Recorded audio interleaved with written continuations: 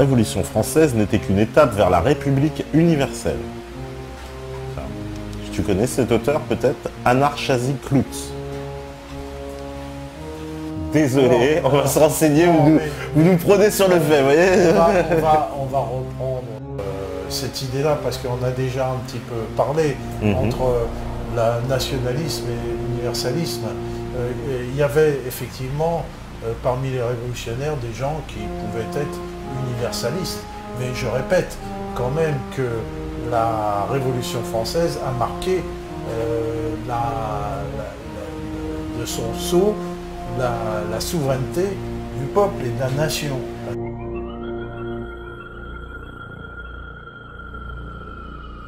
Alors là, t'as un ennemi, c'est Alain Benajam. Je dis ennemi. Je dis ça parce qu'on a fait une émission il y a quelques jours et on en a parlé. Et lui, il défend bec et ongle ces principes de 1789 qui, sur le papier, il dit, sont formidables. Ah oui, sur le papier. Ouais. Ah mais il a le droit, premièrement, évidemment, ça. Mais les principes de 89, et je montrais la carte du... je lui en ai parlé de cette carte, parce que je la connaissais. Et alors? Et il dit oui, mais c'était parce que ça ne fonctionne. En fait, il me disait que les structures étatiques, en fait, présentes du temps de la monarchie, étaient en train de s'effriter et que précisément à l'époque de Louis XVI, elles étaient vraiment au bord de l'effondrement. Elles n'étaient plus qu'une coquille creuse, donc tout a pu. Disons que la Révolution évidemment a évacué toute l'organisation de la France de l'ancien régime. Enfin, c'est vrai que Louis XVI, oui, voilà. Mais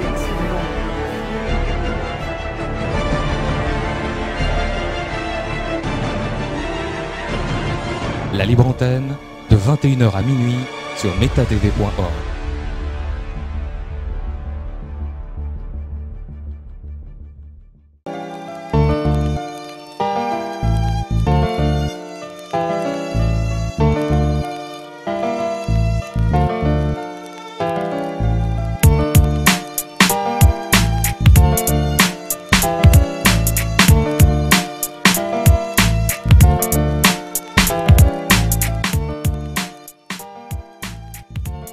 Bonsoir, vous êtes bien sur la libre antenne, il est 21h sur metatv.org. Ce soir, on est avec Alain Benajam. Ça va, Alain? Ça va. Alors voilà, comme d'habitude, de toute façon, tu es à la maison ici. Alors... Bah oui, je suis un peu chez moi, là, quand même. Ça va, on est bien là sur le canapé. Ouais, un peu raide, là, on se disait, ce canapé. Ou alors, faut s'avachir, et c'est pas bien. C'est donc, pas bien. Je présente mon bide, c'est voilà. Il faut mieux que je me mette on dedans. m'envoie, t'es avachi. Alors, émission spéciale, l'impérialisme sous toutes ses formes, parce que on a débattu, alors c'était le 28, on a vu le teaser, où effectivement, j'avais interpellé un petit peu Pierre Hilard par rapport à ses propos sur la Révolution française, puisque selon lui, la Révolution française était... Alors il s'appuyait sur certains auteurs, ce que j'ai trouvé assez... ce qui était assez marrant dans la coïncidence, c'est que j'ai retrouvé la séquence où en fait il y avait un des auditeurs qui nous avait interpellé sur un auteur et en nous disant oui cet auteur là est-ce que vous connaissez, et puis il faisait une citation et il se trouve que c'est un des auteurs justement dont Pierre Hilard parlait, qu'il a cité, qu'il expliquait justement la pensée de cet auteur, et selon lui ce serait un peu l'inverse, j'ai envie de dire. Pour lui la Révolution française est le commencement pour lui d'une uniformisation vers le gouvernement mondial. Alors je me suis dit, c'est l'inverse absolument de tout ce qu'on s'était dit dans la précédente émission. Bah oui. Et forcément, tu m'as dit, oui, il faut que... Alors, qu'est-ce qu'il y a? C'est planté. Bonsoir et bienvenue après ces péripéties. Donc une coupure internet nous a interrompus. Alors effectivement, il se passe comme ça des événements assez bizarres. Souvent, je sais que... c'est moi. Ouais, non, c'est bizarre parce que c'est la deuxième fois, figure-toi, qu'on a un type de problème. Ils m'ont collé un cancer et ils coupent tout quand je cause. Bah ouais, je sais pas, à chaque fois, on veut parler d'un sujet, l'autre dernière fois, figure-toi qu'il y a une coupure dans le quartier. Ouais. Alors, je sais pas, au moment où, si tu veux, on va diffuser, à la libre antenne, quand on leur parle d'un certain sujet, de certaines personnes, apparemment, faut croire, on a du mal à pouvoir en parler. Et là, il y a eu une connexion assez vraiment bizarroïde, on va dire. Bon, allez, on démarre. Connexions, on va essayer d'en faire le maximum entre les coupures. Voilà. tant qu'on nous laisse parler, laissez-nous l'antenne. De toute façon, on va enregistrer si ça coupe. On enregistre si ça coupe de toute façon. Et s'il y a encore une attaque, à ce moment-là, eh ben, vous verrez la vidéo en VOD. Allez. Supprimé, bien sûr. N'hésitez pas. Alors, nous, on parlait donc de cette influence, on va dire, hein, des francs-maçons dans la Révolution, et surtout l'inverse de ce qui, on va dire, de vos deux... le chewing-gum, on entend. L'inverse, on va dire, de vos deux, on va dire, deux analyses entre celle de Pierre Hilard, qui pense que la Révolution française, c'est le point de départ d'un nouvel ordre mondial, et que c'est le passage vers ce qu'il a... Justement, le livre qui était cité, alors c'est assez drôle, parce que c'est un auditeur qui nous avait cité ce livre pendant l'émission, nous on ne connaissait pas. Et il se trouve que Pierre Hilard, dans sa démonstration, il le cite, le livre. C'est pour ça qu'il a interpellé, il dit, bah tiens, mais c'est marrant, et c'est pour lui la République universelle, c'est-à-dire une espèce de système, on va dire, qui serait globalisé et qui serait étendu au reste de la planète, un peu à la façon, alors là tu vas sauter sur ta chaise, mais dont les Américains, avec, tu sais, leur démocratie, justement, qu'ils exportent comme ça, c'est un peu le même principe. Voilà, ils ont inventé ce système de démocratie qu'ils aiment bien exporter. Alors, bien sûr, ça s'exporte avec des bombes. Vaut mieux avoir une grosse armée pour exporter la démocratie. Mais c'est justement pas la démocratie. Alors, d'abord, moi, je voudrais pas trop polémiquer avec Pierre Hilard, que j'aime bien. Pas du tout. Et que nous sommes... Excellente émission avec Pierre Hilard. Nous sommes engagés tous les deux, justement, contre le nouvel ordre mondial. Tous les deux. Bon. Nous, au réseau Voltaire, évidemment, on a un point de vue un peu différent. On pense justement que l'idéologie française que je défends, là, voilà, et puis c'est l'objet social du réseau Voltaire que de défendre l'idéologie française, nous pensons que c'est le meilleur moyen de lutter contre le nouvel ordre mondial et contre l'idéologie anglo-saxonne. Il y a l'idéologie anglo-saxonne basée sur le free trade et l'idéologie française qui est fondée à la fois sur la promotion de la loi et sur la souveraineté de la nation. Ouais. Voilà. Ces deux points de vue sont parfaitement contradictoires, hein, et ennemis, et ils ont toujours été ennemis. Donc je ne vois pas, moi je suis un peu stupéfait quand on me dit que ces idées qui sont nées au XVIIIe siècle, entre Montesquieu et Rousseau, sont justement des idées qui vont favoriser le nouvel ordre mondial, alors que je pense strictement l'inverse. Mais vraiment strictement l'inverse. D'ailleurs, si moi je suis évidemment pour la souveraineté des nations, hein, je suis comme Thierry Messant, nous travaillons pour la souveraineté des nations dans un cadre légal, et donc évidemment si nous pensions que nos idées pouvaient favoriser un ordre mondial similaire pour tout le monde, évidemment nous ne le ferions pas. Hein, voilà. Donc je pense que du côté des anti-républicains, je crois qu'il y a au moins, pour le moins, un défaut d'analyse, et je vais essayer... oh putain. Non mais vas-y, continue. Je vais essayer de démontrer que le système, lui, il y a un système que j'appelle l'impérialisme, hein, et que ce système-là... Ah, pourquoi? Qu'est-ce qui se passe? Non, ça, apparemment, ça continue. Ouais. On continue? Oui. Bon, bah, on est un petit peu déstabilisé.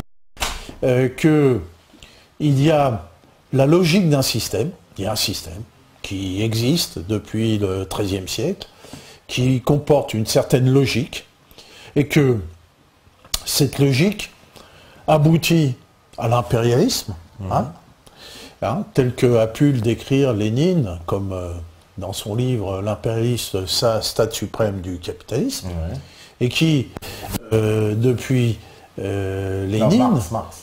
Non, c'est Lénine. C'est Lénine qui a dit ça ? Lénine a écrit un livre qui s'appelle Marx. Marx a... D'ailleurs, on va passer la vue numéro 1 pour montrer que le capitalisme, à quoi il amène aujourd'hui, dans la vue numéro 1, c'est-à-dire il amène à la pauvreté de certains et de plus en plus de pauvreté. Ça, c'est le constat que nous faisons tous. Donc, le capitalisme, finalement, on peut légitimement se poser la question si c'est bon ou si c'est pas bon. Alors, il y a des gens qui, tels que Marx ou les socialistes, qui ont dit le capitalisme, c'est pas bon. Vous voyez, ça amène la paupérisation de la classe ouvrière, des producteurs. Et d'autres qui ont dit, non, le capitalisme, ça amène la prospérité. Donc on va voir que dans l'histoire, les deux sont vrais. Les deux sont vrais parce que on peut obliger le capitalisme à procéder à certains cycles. Donc il y a des cycles néfastes et des cycles positifs. Donc voilà. Donc je voudrais passer d'abord. Donc je vais rentrer dans ma démonstration. Alors c'est une démonstration qui n'est pas simple parce que il est beaucoup plus aisé de dire il y a les juifs, les francs-maçons, les je sais pas quoi qui sont responsables, les Illuminati qui sont les méchants et que on va fustiger. Moi je dis que ça c'est un peu simple parce que je constate que dans l'histoire, quand les choses vont très mal, on a l'habitude de dénoncer, des groupes de personnes et que des boucs émissaires. Voilà. Par exemple, on a fait dans l'émission Les Rois Maudits, rappelle-toi. Excusez-moi. Bon, Philippe le Bel était en fin de stade de la première phase du capitalisme, XIIIe siècle. XIIIe siècle, capitalisme, le système est en pleine ascension, et donc c'est la première fois que le capitalisme existe dans le monde. Et donc, on l'a vu, vous pouvez passer la vue numéro 2 et la vue numéro 3, que ce capitalisme est fondé sur l'exploitation de nouveaux moyens mécaniques qui sont le moteur hydraulique, comme on voit ici sur la vue 2 et 3, une forge avec un marteau pilon actionné par un moteur hydraulique. Et on sait que ce moteur hydraulique sera en usage jusqu'au milieu du XXe siècle, ce type de moteur. Donc c'est un moteur extrêmement efficace qui va amener les premières industries, donc c'est la première révolution industrielle, et que cette révolution industrielle est accompagnée d'une révolution monétaire, puisque à partir du XIIe, XIIIe siècle et XIVe siècle, tout va être monétisé. Voilà, avant, on échangeait, on apportait des denrées au seigneur, on payait en nature. Et puis, petit à petit, pour des raisons que j'ai expliquées dans l'émission sur le Moyen-Âge, je ne vais pas revenir ici, on a petit à petit utilisé de la monnaie dans toutes les transactions. Donc, à la fin du XIIIe siècle, tout s'achète et tout se vend. La terre, on prête de l'argent, il y a des intérêts, en dépit de l'opposition de l'Église, il y a des banques, des banquiers, des capitalistes, il y a du paiement virtuel par écrit, enfin tout, à la fin du XIIIe siècle, tout est là. Tout ce que nous avons aujourd'hui comme moyen existe. Mais à la fin de ce XIIIe siècle, il y a une crise importante que j'ai expliquée dans l'épisode des Rois Maudits, et que il y a des banqueroutes, et la France est extrêmement endettée, et donc Philippe le Bel va désigner des boucs émissaires comme ça se fera très souvent dans l'histoire. Alors les premiers boucs émissaires qui va désigner ce vont être les Juifs. Les Juifs servent souvent de boucs émissaires, c'est très, très facile. Une population à part, un peu mystérieuse, en plus, qui touche un peu à l'argent. Donc il va expulser les Juifs et leur prendre leur fric.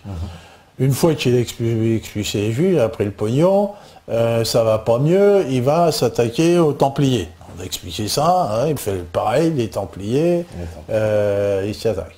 Une fois qu'il s'est attaqué aux Templiers, il s'attaque aux Lombards, aux Italiens. Les Italiens, les banquiers. Oui, mais même en général, parce que les Lombards qui faisaient fonction de banquiers un peu partout étaient perçus aussi comme une population à part et une population qui était critiquable, qui était bizarre, si tu veux, un peu diabolique. Hein, on voit dans les écrits, le Lombard a toujours ce côté diabolique, comme l'étaient les Templiers ou comme l'étaient les Juifs. Bon. Donc, c'est simple, donc il va expulser les Lombards, leur prendre leur argent. Une fois qu'il a fait ça, ça va pas mieux. Il va faire revenir les Juifs, en les faisant payer. Tu vois? Bon, donc, on voit que dans l'histoire, il y a un peu cette habitude. L'autre grand exemple historique qu'on peut montrer, c'est l'exemple du nazisme et du fascisme. Comment et pourquoi sont venus nazisme et fascisme? C'est venu après la révolution bolchevique de 1917 et la grande peur des puissants qu'il y a eu de cette révolution bolchevique. Et donc, il y a les grands patrons ont financé Hitler et Mussolini. Mussolini qui est un agent britannique, Hitler a largement été financé par les Américains, on le sait très bien, notamment par Henry Ford, et donc il y avait un début de révolution en Allemagne avec les spartakistes, et que ce début de révolution a été détourné et par les nazis, avec des symboles socialistes, le drapeau rouge, et puis un certain nombre de symboles socialistes, mais en désignant des responsables à l'époque qui étaient les Juifs et qui ont à nouveau resservi à tout ça. Bon. Donc, la réalité est que le responsable du système, le responsable des malheurs du monde, c'est pas Pierre-Paul Jacques, c'est le système lui-même. Alors, dans un article, j'avais même spécifié que c'était la ligne du bas, la end bottom line. La end bottom line. Une fois, j'ai pas mal travaillé aux États-Unis pour le groupe Flora, et donc j'avais des rapports avec un chef d'entreprise d'un grand groupe, et qui me disait « I'm an end bottom line president ». An end bottom line president. Bon, bottom line. Qu'est-ce que c'est? I'm an end bottom line president, ou manager. Bon. Je veux dire que c'est un peu raide. Alors c'est quoi la end bottom line? La end bottom line, c'est dans un bilan, c'est la ligne du bas du bilan. Ouais. On sait ce que c'est qu'un bilan. Un bilan, donc, sur la droite, il y a deux colonnes. Il y a la colonne de gauche qui représente les entrées des actifs, et la colonne de droite, les passifs. Ouais. Donc, à la fin, donc on fait la différence entre ce qu'on a gagné et ce qu'on a perdu. Et il y a une end bottom line qu'on appelle le résultat. Résultat avant impôt. C'est une dernière, en gros. Alors, ce résultat, évidemment, s'il est positif, tu as le droit à une année suivante pour ton entreprise. Puis si ce résultat est négatif, tu es mort. Moi, j'ai été chef d'entreprise pendant 25 ans, et puis à chaque fois, le bilan, regarde, tiens, est-ce qu'on a gagné de l'argent ou est-ce qu'on en a perdu? Et tu vas toujours regarder cette end bottom line quand tu as une entreprise, et il faut, évidemment, le jeu, c'est que ce chiffre-là soit positif. Alors, as différentes manières de faire en sorte que ça soit positif. Hein? Baisser les salaires. Pardon? Baisser les salaires. Par exemple. Voilà, c'est un bel exemple.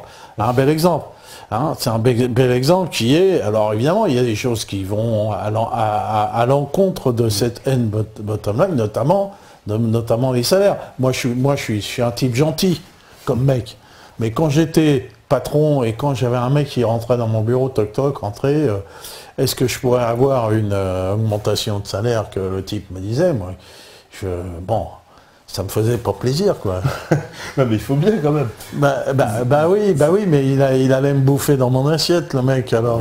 Non, voilà, donc tu peux être le plus gentil du monde, et même tu peux être un patron communiste, et que, si tu veux, il y a un réflexe, c'est ce qu'on appelle un peu la lutte de classe, quoi, voilà.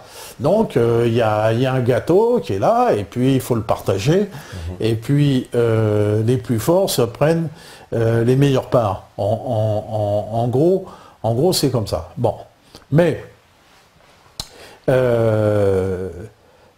dans ce processus de l'entreprise, il n'y a pas que cette histoire de salaire, parce que ce serait vraiment simple. Hein. Il y a ce que j'ai déjà expliqué, ce que Marx a expliqué. Alors on peut passer les vues suivantes. Hein, c'est la vue 4. Voilà. Hein. Et donc, c'est quoi? C'est des... ça, c'est pour montrer que au Moyen-Âge, on avait tout inventé. Il y a le fameux tableau de Quentin Médicis, qui est le prêteur et sa femme à la fin du Moyen-Âge, et puis que avec la monnaie qui est là, puis il compte, et puis il va prêter de l'argent, etc. Donc tout le dispositif était là. Et donc aussi, avant, pour poursuivre un peu le système, si tu veux, rapidement, on a vu que il pouvait être intéressant d'aller chercher des marchés ailleurs. Hein, tu vois, déjà même à cette époque-là... Voilà, les débouchés, c'est voilà, on a commencé avec les croisades, parce que là, on raconte les croisades, il fallait libérer Jérusalem, tiens, ça c'est faux, les types, ils allaient se tailler des fiefs là où il y avait des gens exploités. Tu vois, parce que comme tu avais l'histoire du cadet, lui, il n'avait rien. Hein, il n'avait rien, donc il fallait qu'il aille se tailler un fief quelque part. Donc il allait se tailler des fiefs où le pape lui permettait d'aller se tailler des fiefs. En fait, c'était lui qui donnait la permission aux gens d'aller casser les pieds aux autres. Alors donc, il allait la Reconquista en Espagne, il allait dans le Midi, dans la croisade albigeoise, ou avec les Teutoniques, il allait vers l'Est, vers la Pologne, la Lituanie, la Russie, hein, toujours se tailler des fiefs, et tu avais des Français qui allaient, qui se sont taillés des fiefs dans toutes ces régions. Voilà. Et donc, on voit que le colonialisme est intimement lié avec le capitalisme, pratiquement dès le début. Hein. On voit, par exemple, dans les vues 5 et les vues 6, on voit la vue 5, par exemple, les compagnies des Indes. Alors, les compagnies des Indes, il y en avait dans plusieurs pays, c'est ça? Alors, une compagnie des Indes, c'est justement le prodrome de l'impérialisme. Alors, ça va être quoi l'impérialisme? On va expliquer ça plus tard. L'impérialisme, c'est un mélange entre des intérêts privés et des intérêts publics. Oui. Hein, voilà, parce que pour être impérialiste, c'est-à-dire imposer une puissance coloniale, hein, il faut une puissance militaire. Oui. Donc, il faut une puissance militaire, et donc cette puissance militaire, elle peut être soit apportée par la puissance publique, soit dans les compagnies des Indes, le roi, les États autorisaient ces compagnies des Indes à se créer des armées privées. Hein, voilà. Donc on va voir par exemple ici certainement ce que pouvait être une lettre, hein, une autorisation moi je l'ai pas là, bon, une autorisation qui était donnée à des capitalistes, à une société capitaliste qui disait, voilà, vous avez le droit d'avoir une armée privée, vous avez le droit de prendre possession de terres, vous avez le droit de prendre des esclaves, et tout ça au nom du roi d'Angleterre, du nom du roi de France, ou du roi des Pays-Bas, tu vois. Hein, ils avaient le droit de faire ça. C'est-à-dire que leurs intérêts privés étaient autorisés par une puissance, je ne sais pas si c'était une puissance publique, mais au moins par l'autorité. Et ça, c'est survenu dès l'invention du capitalisme. Hein, voilà, donc il faut bien préciser que le capitalisme, c'est quelque chose d'ancien. C'est pas venu maintenant. Le capitalisme, ça a 400-500 ans, quoi. Hein, donc on sait comment que ça fonctionne et on connaît les tendances que ce capitalisme va engendrer. Même à l'époque des Romains, par exemple, on ne peut pas parler de capitalisme. Non, à l'époque des Romains, on ne peut pas parler de capitalisme parce que le capitalisme a pour filiation la féodalité. C'est le système féodal qui a engendré le capitalisme, hein, parce que le système féodal a permis à l'individu d'avoir des initiatives. Hein, l'individu, en dehors de toute structure étatique, l'individu a pu entreprendre. Alors, au début, qui entreprend, c'est le seigneur. C'est celui qui a l'argent. Voilà, au début, le seigneur, il entreprend, il est seul, il n'a pas d'État autour, il n'a pas de contraintes, mais il faut qu'il se nourrisse, qu'il nourrisse sa famille, et surtout, il faut qu'il s'équipe, parce qu'il a, le seigneur, il a quand même une obligation. L'obligation, il doit servir à l'ost. Ce qu'on appelle l'ost, c'est-à-dire à l'armée royale, il doit servir à l'armée royale, sinon il perd son fief. Donc son obligation réelle, c'est que si le roi ou si son suzerain le convoque, eh bien il doit absolument se présenter. Hein. D'abord, c'est son honneur de se présenter. En plus, s'il ne se présente pas, justement, on peut lui retirer son fief, c'est-à-dire tous ses revenus. Et que pour se présenter armé avec ses armes et avec son personnel, parce qu'il ne va pas tout seul, bah, il faut beaucoup d'argent. Donc il va exploiter son domaine au mieux, de manière à avoir des revenus. Et que pour s'équiper en armes, avec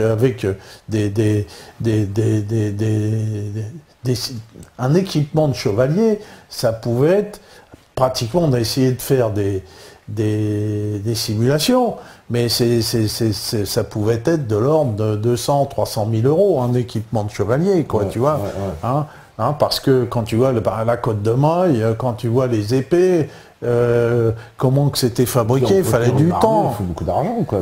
Voilà, puis il n'y avait pas des chevaux, des tas de chevaux, les écuyers, les hommes de pied, les autres chevaliers qu'il y avait, c'était toute une troupe. Ils étaient payés, les chevaliers aussi. Ils étaient payés. Un salaire aussi. Voilà. Donc tout ça, ça coûtait fort cher. Donc il fallait que sur son domaine, sur son fief, le vassal, le chevalier, il fallait qu'il gagne de l'argent. Alors comment il pratique, hein, parce qu'avant il y avait la société esclavagiste, il faisait bosser des esclaves, mais ça rapportait pas beaucoup, ça ne rapportait pas d'argent, parce qu'il a besoin d'argent.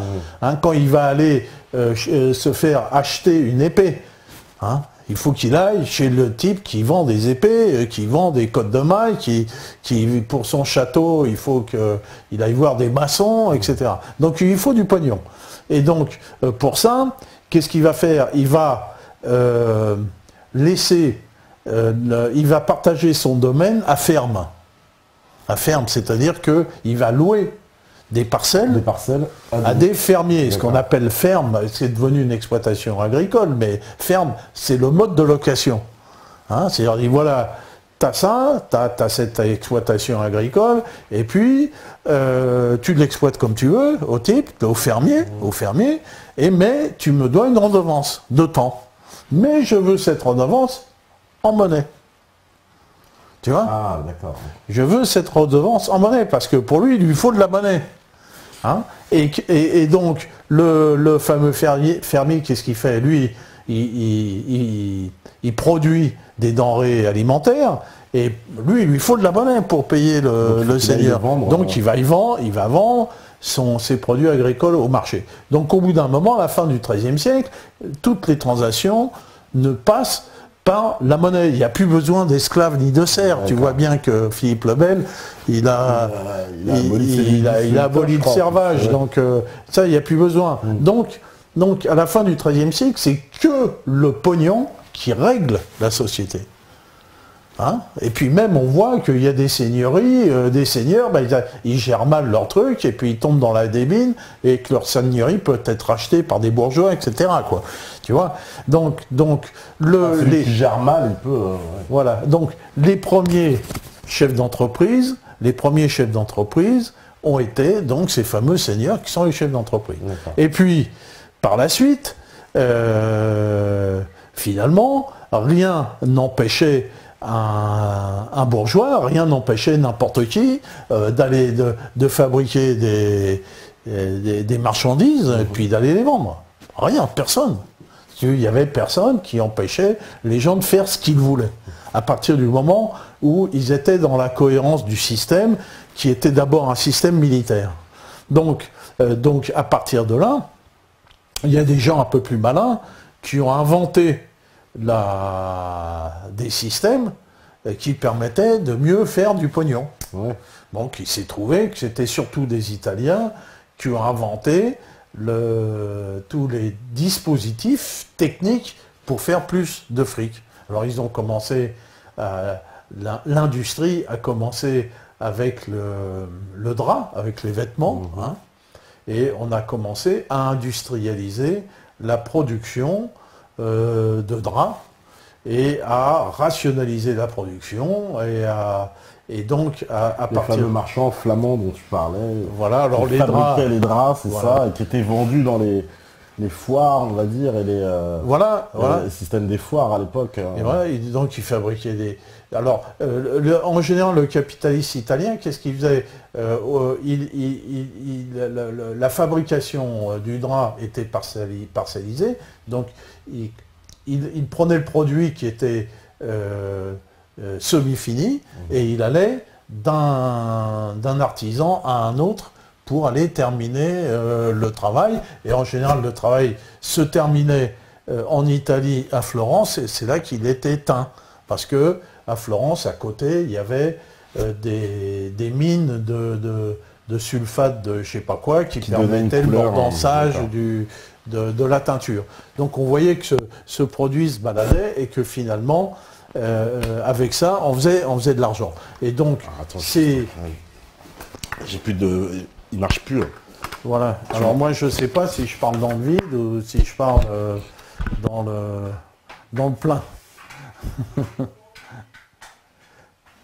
Donc, bon, comme je sais pas, c'est peut-être enregistré que je continue, ok, je continue. Et donc, là, ces drapiers, comme était le Médicis, qui était un grand drapier, il est devenu aussi banquier. Hein, il a commencé à avoir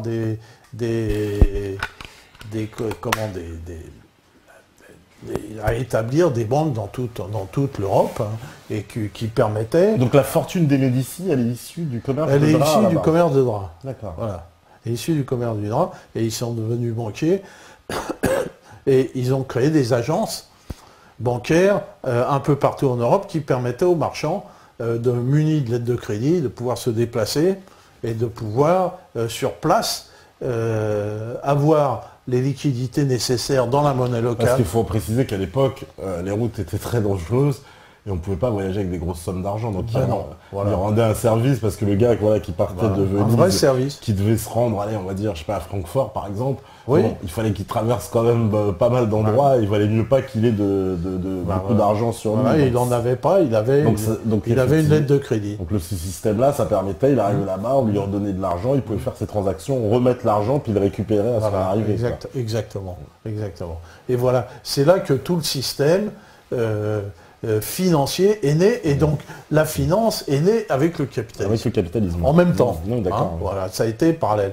Voilà. Mais au départ, on faisait plus d'argent avec des marchandises qu'avec la finance elle-même. On en faisait un peu de l'argent avec le prêt, hein, mais il y avait des banquiers, effectivement. Alors, petite question, comment ça se fait que justement, on va dire, ces Florentins ont fait de l'usure alors que c'était quand même un commandement interdit par l'Église catholique? Oui, mais enfin, ça... dans beaucoup de pays, on sait que c'était interdit. En France, tu sais très bien que c'est imprégné de ça, cette culture catholique jusqu'à aujourd'hui. On n'aime pas trop les usuriers, on n'aime pas trop. On n'aime pas ce côté de faire de l'argent avec de l'argent en restant dormir. En France, c'est quelque chose qui est... tout ça, c'est l'hypocrisie et la tartufferie de l'Église, hein, qui est là pour montrer qu'elle représente le bien. Parce que finalement, l'idéologie dominante, elle a toujours été comme ça. Toujours présenter une face pour le bas peuple et toujours permis à faire ce que les puissants veulent bien faire, c'est-à-dire l'usure quand même, malgré les interdictions. Mais il n'y a jamais eu d'interdiction. Ah bah si, dans la Bible.